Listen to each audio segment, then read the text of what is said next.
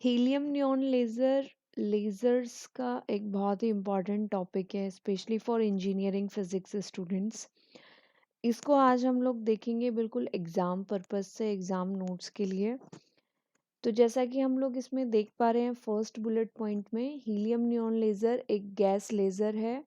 इसमें आपके 4 energy levels हम लोग यूटिलाइज करते हैं for producing the laser beam. ये आपको कंटिन्यूस पावर प्रोवाइड कर सकता है, क्योंकि इसमें कोई मिनिमम रिक्वायरमेंट नहीं होती कि आपको इतना पॉपुलेशन इन्वर्जन या इतने परसेंट पॉपुलेशन इन्वर्जन चाहिए ही चाहिए।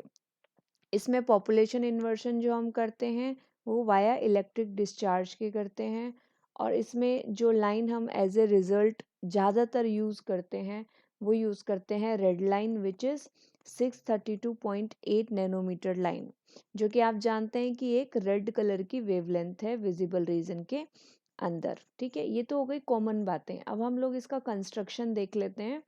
कंस्ट्रक्शन में आप देख सकते हैं कि ये बीच में आपका एक ग्लास ट्यूब है, हीलियम नियॉन मिक्सचर जिसके अंदर है, और हीलियम नियॉन मिक्सचर का जो रेशो है वो 10:1 है। जैसा कि मैंने फर्स्ट बुलेट पॉइंट में कंस्ट्रक्शन के अंदर लिखा है, a mixture of 10 parts of helium and 1 part neon at low pressure of 0.1 millimeter of mercury is placed in discharge tube with parallel mirrors at both ends। तो parallel mirrors कहाँ हैं आपके, वो ये रहे आपके दोनों सिरों पे।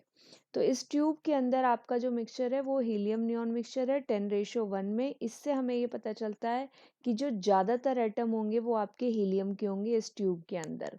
देयरफॉर जब आप पावर सप्लाई करके via discharge using the cathode and anode, via discharge जब यहाँ पर आप एनर्जी सप्लाई करने की कोशिश करेंगे, यानी एटम्स को एक्साइट करने की कोशिश करेंगे, तो ज़्यादातर एटम कौन से एक्साइट होंगे आपके, helium atoms. Reason being they are larger in number. और दूसरा रीज़न क्या है, they are lighter also. Lighter कैसे, हीलियम का जो आपका हीलियम का जो आपका एटॉमिक नंबर है कितना है आपका 2, नियॉन का एटॉमिक नंबर कितना होता है आपका 10। देयरफॉर लाइटर एटम कौन हुआ, हीलियम। ठीक है, तो हीलियम पहले एक्साइट होगा वाया इलेक्ट्रिक डिस्चार्ज। ये हमें कैसे पता चला, ये हमें पता चला कि एक तो हमारे रेशो ज़्यादा है, यानी कि नंबर ज़्यादा है इस मिक्सचर के अंदर हीलियम का, दूसरा हीलियम एटम आपका लाइटर है। ठीक है, इसके बाद ये ट्यूब में ये मिक्सचर रखने के बाद में और इलेक्ट्रिक डिस्चार्ज से इसको एनर्जी प्रोवाइड करने के बाद में हम देखते हैं कि हमारे इस कंस्ट्रक्शन में ये 2 मिरर्स एंड पे लगे हुए हैं, बैक एंड फोर्थ आपका रेडिएशन को रेजोनेंट कराने के लिए, क्योंकि यही हमारा इसको रेजोनेंट कैविटी भी बना रहा है। दूसरा इसका एक और मेन पर्पस है कि जो एक्स्ट्रा वेवलेंथ है जो हमको इधर आउटपुट पे नहीं चाहिए, हम ये जो सिल्वरिंग यहाँ पे करते हैं, जो ये रिफ्लेक्शन फुल्ली रिफ्लेक्टिंग मिरर और पार्शियल रिफ्लेक्टिंग मिरर यहाँ पे लगाते हैं, ये कुछ इस तरीके से लगाते हैं कि कुछ जो अनवांटेड वेवलेंथ है वो यहाँ पे एब्जॉर्ब भी हो जाए। ठीक है, तो हम इस तरीके से रखते हैं कि हमारी रेड वेवलेंथ यहाँ पे एब्जॉर्ब ना हो, बाकी की वेवलेंथ जो है वो यहाँ पे एब्जॉर्ब हो जाए in case they are getting emitted. Partial reflected mirror की तरफ से आप आउटपुट भी कलेक्ट कर सकते हैं लेज़र का, और specially in this case we are collecting the output in the form of red colour which is 632.8 nanometre और 6328 एंगस्ट्रॉम। सेकेंड पॉइंट में मैंने आपको यहाँ पे बताया कि helium neon is active medium. Active medium वो मीडियम होता है जिसमें कि आपका जो एक्साइटेशन है, जो लेजिंग एक्शन है, वो सब अकर करता है। तो आप जानते हैं कि ये सब आपका हीलियम नियॉन में ही हो रहा है। Helium is the pumping agent and neon is the lazing agent. That means कि जो हमें ये 632.8 नैनोमीटर की जो रेड लाइन मिल रही है, ये मिल रही है because of emissions in neon atom, और जो एनर्जी नियॉन एटम को प्रोवाइड कर रहा है, यानी कि जो पंपिंग कर रहा है, वो कर रहा है आपका helium atom. So in short we have written helium is pumping agent and neon atoms are lasing agent, क्योंकि जो लेज़र का लाइन है वो नियॉन एटम से आ रहा है। नेक्स्ट पॉइंट जो कि मैं आपको ऑलरेडी बता चुकी हूँ कि helium atoms are lighter and larger in number, क्योंकि वो रेशो 10 में है, and they are easily excitable than the neon atom. ठीक है। अब ये कंस्ट्रक्शन हमारा यहाँ पे पूरा हो गया। इस पूरे डायग्राम का एक एक चीज़ हम लोगों ने देख लिया है कि क्या चीज़ क्या है। ठीक है। अब इसके बाद में वर्किंग पे हम लोग आ जाते हैं। सो वर्किंग में आप लोग देखेंगे कि इसके एनर्जी लेवल्स में किस तरीके से ट्रांजिशन हो रहा है। अब वर्किंग का जो फर्स्ट, बहुत ही शॉर्ट में मैंने यहाँ पे बुलेट पॉइंट्स लिखे हैं, लाइक आपको एग्जाम में बहुत ही आसानी रहे। सो फर्स्ट पॉइंट इज कि इलेक्ट्रिक डिस्चार्ज को हम एज पंपिंग यूज़ करते हैं, and because during the electric discharge या because of electric discharge electrons का कॉलिजन होता है हीलियम एटम्स के साथ, and helium atoms are excited to 20.61 electron volt, जो कि उनकी एक क्या है, एक्साइटेड स्टेट है, मेटास्टेबल स्टेट है किसका, हीलियम एटम्स का। अब आप देख सकते हैं कि ये जो डायग्राम है यहाँ पर, इस डायग्राम के अंदर में आपका, इस डायग्राम के अंदर में जो आपका इधर वाला पार्ट है, यानी कि लेफ्ट वाला, यानी कि this part is your helium atom के लिए हम लोगों ने यहाँ पे डिनोट किया हुआ है। आप देख सकते हैं ग्राउंड स्टेट से आपका एक्साइटेड स्टेट या मेटास्टेबल स्टेट में आपका 20.61 इलेक्ट्रॉन वोल्ट के लिए आपका यहाँ पे एक्साइटेशन हुआ है। कैसे हुआ है, इलेक्ट्रॉन से कॉलिजन होने के बाद में। अब इसके बाद क्या है कि जहाँ हीलियम एटम्स का मेटास्टेबल स्टेट लाई करता है, ठीक वहीं पर नियोन एटम्स का भी मेटास्टेबल स्टेट लाई करता है, which is around 20.66 electron volt. अब आप देख सकते हैं हीलियम एटम का कितने पे था, 20.61, और नियोन एटम का मेटास्टेबल स्टेट था 20.66। तो ज़्यादा एक्साइट हुए हीलियम एटम, और हीलियम एटम ने अपनी एनर्जी ट्रांसफ़र कर दी नियोन एटम के पास। नियोन एटम के पास कैसे ट्रांसफ़र कर दी, क्योंकि दोनों की metastable state almost near by energy पर ही एग्जिस्ट कर रही है। ओनली 0.05 इलेक्ट्रॉन वोल्ट का डिफरेंस है। आप देख सकते हैं 20.66 minus 20.61 gives you 0.05 electron volt. ठीक है। अब ये जो रेस्ट ऑफ द एनर्जी है, ये नियोन एटम को मिल जाती है from the kinetic energy of helium atom. तो बेसिकली हीलियम एटम पूरी की पूरी 20.66 इलेक्ट्रॉन वोल्ट एनर्जी प्रोवाइड कर देता है नियोन एटम को। और कहाँ से, ग्राउंड स्टेट वाला जो नियोन एटम है वो एक्साइट हो जाता है सीधा आपका मेटास्टेबल स्टेट में, विच इज E4। ठीक है। अब ये एनर्जी ट्रांसफर ऐसे क्यों है, क्योंकि दोनों की दोनों एनर्जी स्टेट सेम एनर्जी पे लाई करती है, तो हम इसको कहते हैं रेजोनेंट एनर्जी ट्रांसफर। क्या कहते हैं, रेजोनेंट एनर्जी ट्रांसफर। अब इसके बाद में हीलियम एटम का काम जो है यहाँ पे खत्म हो जाता है। हीलियम एटम ने क्या करा, नियोन एटम को पंप कर दिया, इसलिए हमने हीलियम एटम को क्या कहा है, पंपिंग एजेंट। अब काम आ जाता है नियोन एटम का। अब नियोन एटम 20.66 इलेक्ट्रॉन वोल्ट से आपका जो एमिशन करेगा 18.70 इलेक्ट्रॉन वोल्ट का, that will be related to your red colour emission. और इसी ट्रांजिशन को, E4 से E3 ट्रांजिशन को हम कहेंगे लेज़र ट्रांजिशन, क्योंकि यही वेवलेंथ हमको एज ए लेज़र आउटपुट मिल रहा है, यहीं पे आपका स्टिमुलेटेड एमिशन होता है। ठीक है। अब इसके बाद में 18.70 से आपका एक स्पॉन्टेनियस एमिशन होता है, जो कि अपने आप हो जाता है E2 स्टेट के अंदर। और ये जो स्पॉन्टेनियस एमिशन होता है, ये आपका एक इनकोहेरेंट एमिशन होता है, विच इज दैट मीन्स कि वो सेम फेज में आपके नहीं रहेंगे। सेम फेज में किसके, जो आपका इनिशियल एमिशन था उसके। अब इसके बाद E2 स्टेट से ध्यान रहे कि E2 भी आपकी एक मेटास्टेबल स्टेट है। E2 स्टेट से फिर उसके बाद ग्राउंड स्टेट में नियोन एटम आ जाता है। वो कैसे आ जाता है, क्योंकि E2 स्टेट में आने के बाद में अगर नियोन एटम आपका वॉल्स के साथ टकरा रहा है, कॉलिजन विद ट्यूब वॉल्स, तो इसकी वजह से वो अपनी एनर्जी लूज कर देता है, and then it comes back to the ground state. और इसी वजह से, क्योंकि ये कॉलिजन से आपका एनर्जी लूज कर रहा है, इसको हम कहते हैं रेडिएशन लेस ट्रांजिशन। तो आपको समझ में आ गया कि E4 से E3 आपका क्या था, लेजर ट्रांजिशन।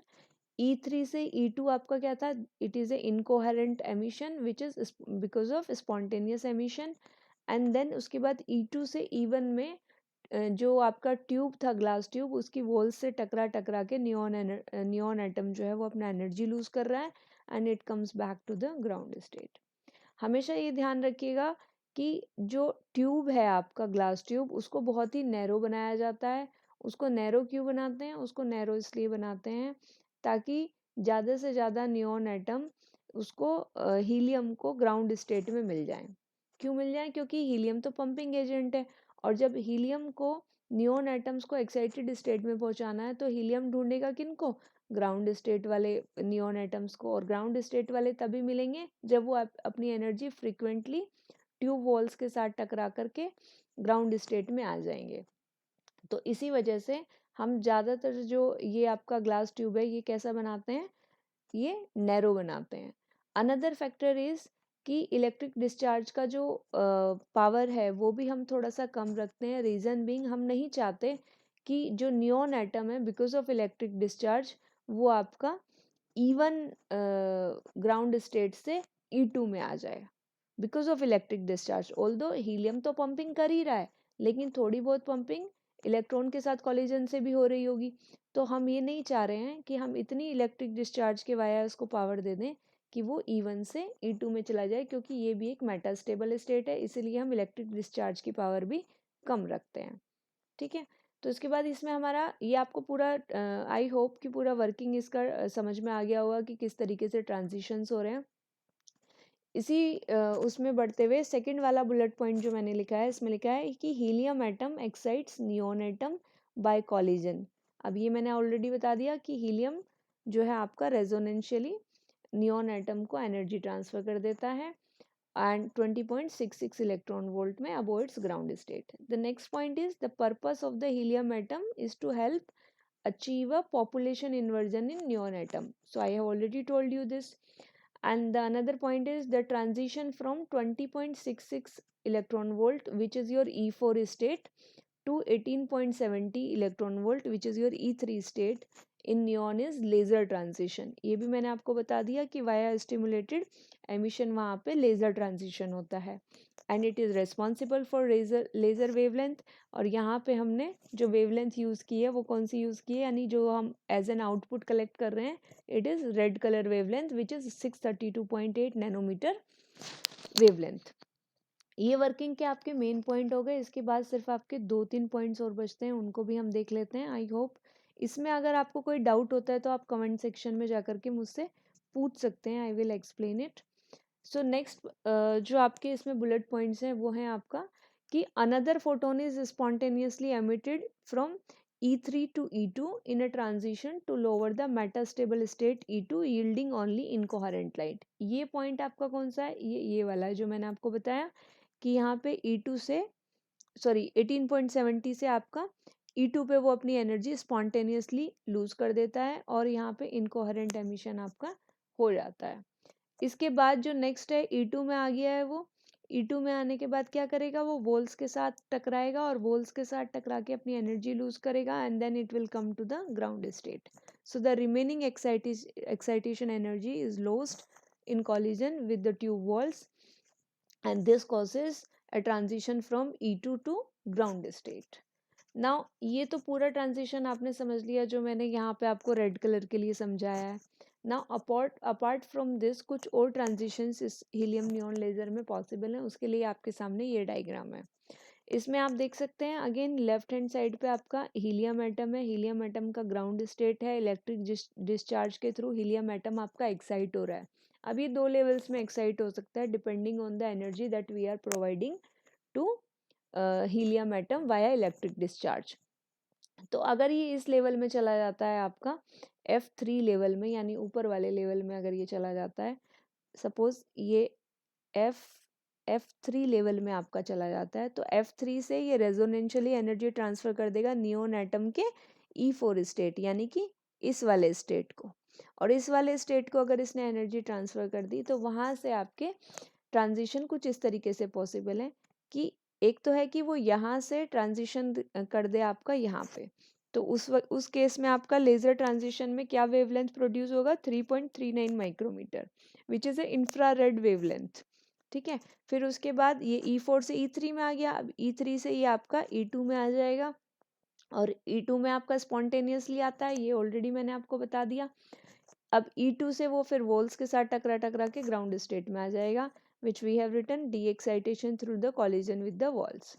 अब अनदर केस क्या हो सकता है? अनदर केस आपका ये हो सकता है कि अनदर केस इज कि F3 से E4 में आपका एनर्जी ट्रांसफर हुआ नियोन एटम के लिए, और फिर E4 से वो सीधा इस वाली एनर्जी स्टेट में यहाँ पे उसका स्टिमुलेटेड एमिशन हुआ, which is your red colour wavelength, जो हमने केस ऑलरेडी अभी स्टडी कर लिया।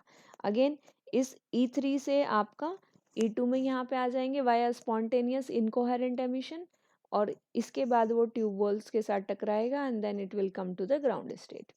इसके अलावा और क्या पॉसिबिलिटी है? और पॉसिबिलिटी ये है कि हीलियम एटम आपका एक्साइट हुआ और वो सिर्फ F2 स्टेट में ही पहुंचा, यहाँ पर ही पहुंचा, ठीक है। अब F2 स्टेट के नियर बाय ये एक और एनर्जी लेवल आपका लाई करता है, विच इज इसके नीचे वाला जो है आपका, विच इज दिस वन, ठीक है। तो आपका रेजोनेंशियली एनर्जी जो ट्रांसफर हुआ F2 से सीधा नियोन एटम के इस वाली स्टेट में हो गया, और इस वाली स्टेट से फिर आपका अगेन E3 में जब ट्रांजिशन होगा तो it will cause a wavelength of 1.15 micrometre, which is again infrared wavelength. और इसके बाद अगेन सेम प्रोसेस फॉलो होगा, स्पॉन्टेनियस एमिशन होगा, E2 में आ जाएगा एंड देन ट्यूब होल्स के साथ टकरा करके ये ग्राउंड स्टेट में चला जाएगा। तो इस तरह से यहाँ पे आपने देखा कि और भी आपके दो वेवलेंथ्स यहाँ पे एमिशन, दो वेवलेंथ्स का एमिशन पॉसिबल है, which is 1.15 micrometre and 3.39 micrometre. तो ये दोनों किस रीजन में आते हैं? आपके इंफ्रारेड रीजन में आते हैं, and mostly we don't use them. जो ज़्यादातर आपकी हीलियम नियॉन लेज़र हैं वो आपके रेड कलर के साथ प्रोड्यूस की जाती हैं, जो हमने ऑलरेडी डिटेल में पढ़ी है। तो यहाँ पे मैंने लिखा हुआ है आपका कि apart from the red colour there are other transitions in neon atom giving infrared beam of 1.15 micrometer and 3.39 micrometre. तो ये ऑलरेडी आपने यहाँ पे समझ ही लिया। आई होप कि आपको क्लियर हो गया होगा इन शॉर्ट कि किस तरीके से ये आपका इंफ्रारेड रीजन भी आपका एमिट कर, इंफ्रारेड वेवलेंथ भी आपका एमिट करता है।